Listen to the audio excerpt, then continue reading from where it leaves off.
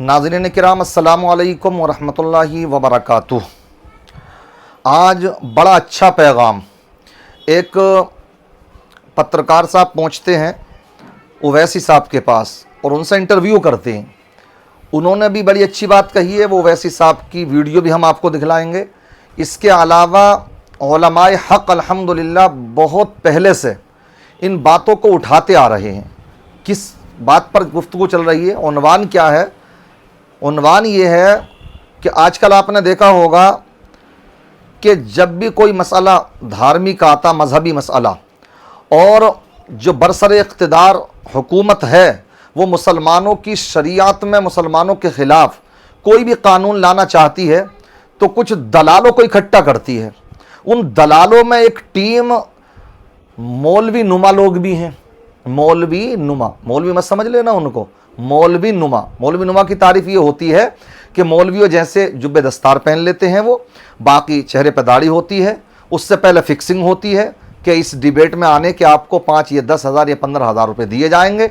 वो आते हैं और फिर मुसलमानों की फजीहत कराते हैं, मज़हब इस्लाम की फजीहत कराते हैं।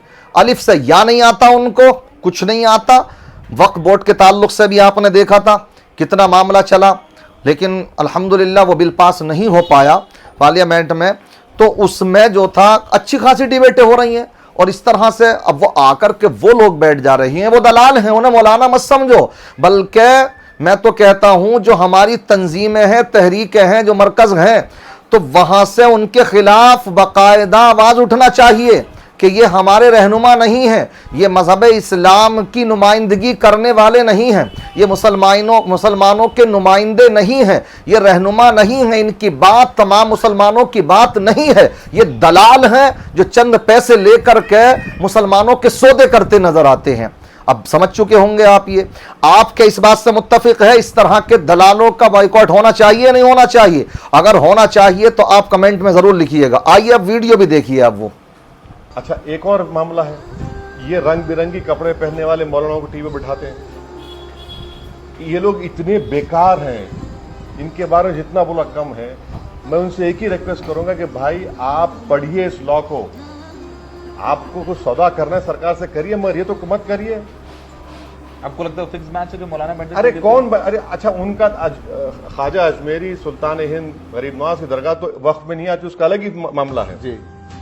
आप आकर ज्ञान बांट रहे हैं। अबे पढ़ तो ले कम से कम, अगर पढ़ना नहीं आता तो थम्स अप है तो किसको बिठा के पढ़ा ले। क्यों इस तरह की बेकार फजूल बातें करते हैं? भाई साहब कोई आके बोल रहा है, अबे पढ़ो तो सही, तुम्हारी मौत का परवाना ये है, बन जाएगा ये बिल तुम्हारे। मर नहीं, मर खुश करना है मोदी जी को। अरे अल्लाह से डरो, सबको जाना है दुनिया से, कोई मैं भी नेक नहीं हूं, मगर कम से कम इतना तो मत करो कि आने वाली नस्ल तुमको कोसे। थोड़ी सी क्लिप थी ये, देखिए आपने, मैंने इसलिए प्रूफ के तौर पर ये लगाई है कि ये देखें, इंटरव्यू तो हो रहा है वैसी साहब का ये, लेकिन नीचे आपने देखा होगा कि बीजेपी के भगवा, समझ रहे, जो बिल्कुल उस रंग में बिल्कुल लिप्त रहते हैं, भगवादारी लोग जो होते हैं, नफरती चिंटू जो इस टाइम पर नेता हैं, अच्छे ओहदों पर फाइज हैं, किस तरह से उनसे मिल रहे हैं, समझ रहे, उनसे किस अंदाज में उनके यहाँ पर जो है पार्टी कर रहे हैं, चाय की पार्टी हो रही है, टी पार्टियां हो रही हैं, और किस तरह से खुशमिजाजी के साथ ये तुम्हारी बातें रख देंगे जाकर के वहां पर। ऐसा नहीं हो सकता है, ये तुम्हारे मुद्दों को नहीं रख सकते हैं।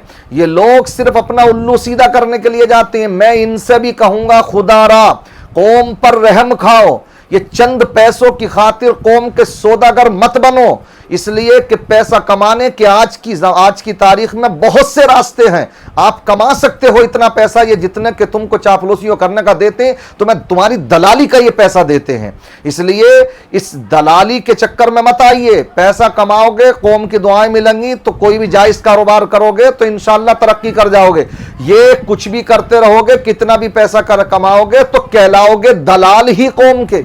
इसलिए इनसे भी मेरा मशवरा ये है कि ये खुदारा इस तरह की डिबेटों में न जाएं।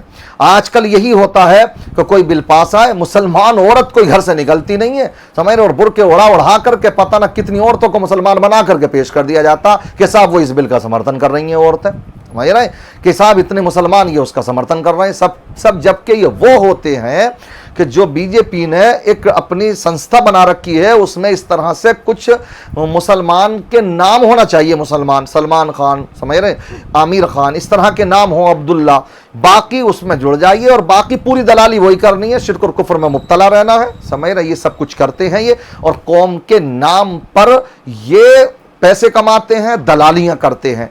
इस तरह से इनके खिलाफ बॉयकॉट होना चाहिए ज़बरदस्त अंदाज में, और साथ साथ में कौम का सौदागर इनको नहीं बनने देना चाहिए। हमें, हम सब की जिम्मेदारी बनती है कि हम आवाज़ उठाएं इस ताल्लुक से, और छोटे पैमाने पर नहीं, इसके खिलाफ मैं तो समझता हूँ एहतजाज करना पड़े तो करें, क्योंकि बहुत नुकसान हो चुका है इन 10 साल में इन दलालों के जरिए से।